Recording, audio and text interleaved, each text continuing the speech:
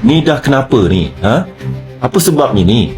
Tiba-tiba last minute tau tayangan dibatalkan filem ni Tahu kan konspirasi ni?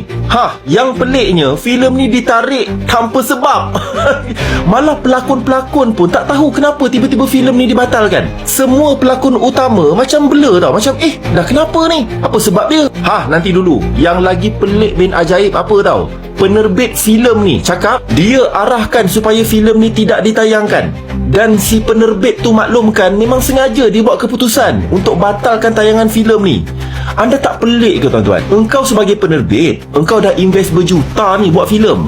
Kau dah bayar kos pelakon, kos production, kos kru, kos marketing, semua ni lah. Lepas tu tiba-tiba kau cakap filem ni kau batalkan untuk tayangan tanpa sebab. Takkan penerbit nak rugi? Betul tak? Masuk akal tak? Habis tu yang dah spend berjuta-juta tu apa jadi? Burn macam tu je. Dan satu lagi yang buat saya muskil tu apa tahu? Katakanlah kalau filem ni dibatalkan sebab tak melepasi syarat FINAS. Tuan-tuan, filem ni dah melepasi Lembaga Penapisan Filem LPF. Faham?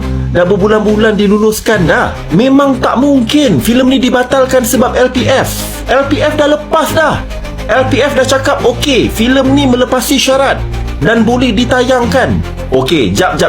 Bagi mereka yang tertanya-tanya filem konspirasi ni pasal apa? Okey, dia tentang corruption, tentang rasuah, tentang skandal rasuah yang melibatkan orang-orang kenamaan, VVIP, So ditekankan dan di-highlightkan dalam filem ni.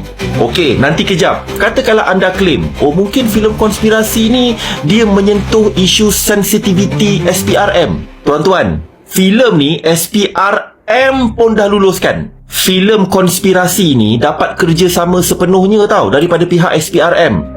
SPRM dah endorse dah restu dah filem ni. Malah mereka cakap okay, this is a good film, highlightkan isu corruption. Tuan-tuan tak pelik ke? Filem ni dah dapat kelulusan LPF, FINAS dah cakap okay, SPRM dah restu, pihak panggung wayang pun dah bagi green light. Nak bagi alasan apa lagi? Takkan penerbit suka-suka nak tarik dan batalkan filem ni?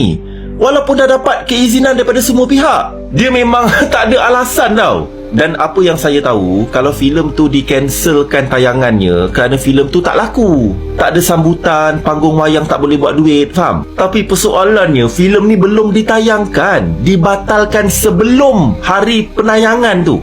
Ni dah kenapa ni? Ada tangan gaib ke? Ada yang termakan cili ke?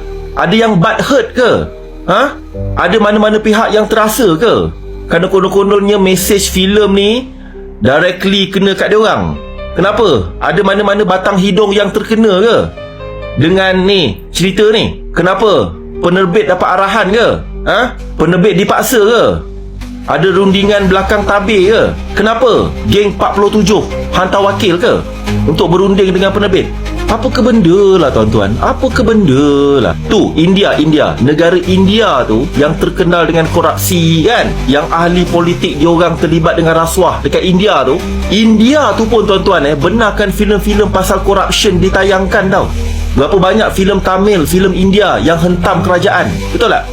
Tak ada isu pun. No problem, tayang je. Aduh, pelik sungguh lah puak-puak ni. Pelik sungguh.